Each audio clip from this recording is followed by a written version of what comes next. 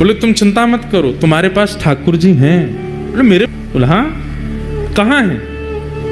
वो तुम जो गोटियों से खेलते हो कंचा, उनको लेके आओ। तो खूब सारे कंचे इकट्ठे किए थे चंद्रहास जी, पूरे दिन अकेले क्या करें, उनसे खेलते रहते थे।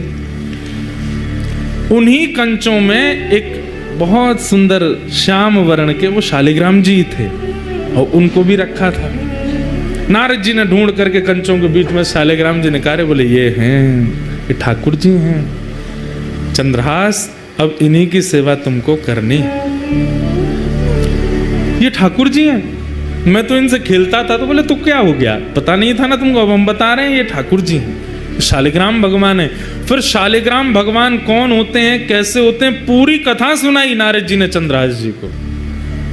ये कौन है, कैसे हैं, कहां से आए हैं, कैसे इनका प्रादुर्भाव हुआ। अभी देवोत्थान एकादशी, तुलसी शालिग्राम विवाह, उस दिन शालिग्राम जी का जन्मोत्सव भी है, उसी दिन शालिग्राम जी प्रकट हुए। पूरी कथा सुनाई। बोले गंडकी नाम की परम भक्ता ने भगवान की स्तुति गाई कि मैं यशोदा जी की तरह गोद में खिलाना चाहती हूँ। तो ठाकुर जी ने सतयुग त्रेता द्वापर में तो उनकी गोद में वास्तविक में खेले, पर कलयुग आते ही भगवान ने आज्ञा की कि अब देवी ये कार्य नहीं हो पाएगा। गंडकी रोने लगी, तो आपकी वाणी सफल कैसे होगी नाथ?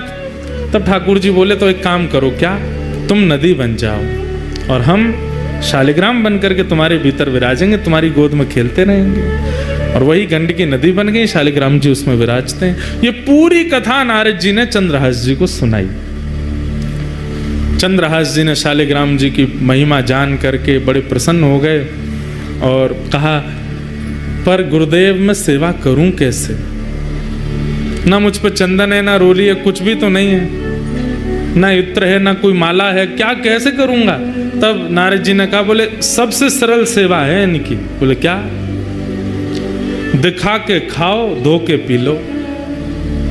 जो भी खाना है इनको दिखा के खाना है, और जो भी पीना है इनको उसमें धो करके ही पीना। अब उस समय चाय आदि तो कुछ होती नहीं थी, दूध था और पानी था। बोले जब दूध पियो तो इनको धो दो, जो बचे उसको पी लो, जब जल पियो तब भी इनको धो दो, पी लो, और जो भी पाओ इनको दिखा के खाओ। अब सुनिएगा कितने सरल हैं चंद्रहास जी। चंद्रहास जी बोले मुझ पे तो जेब भी नहीं है, मैं इनको कहाँ लिए घूमूं? नारद जी बोले अब तुम देख लो, अब हमने तुमको सेवा बता दी है, तुमको जैसे रुचि लगे। तुम्हारे पास जब भी गोटी बन के खेल सकते हैं तो जैसे तुम रखोगे वैसे रह भी लेंगे। सोई चंद्रहास जी ने शालिग्राम जी मुंह में धर ली।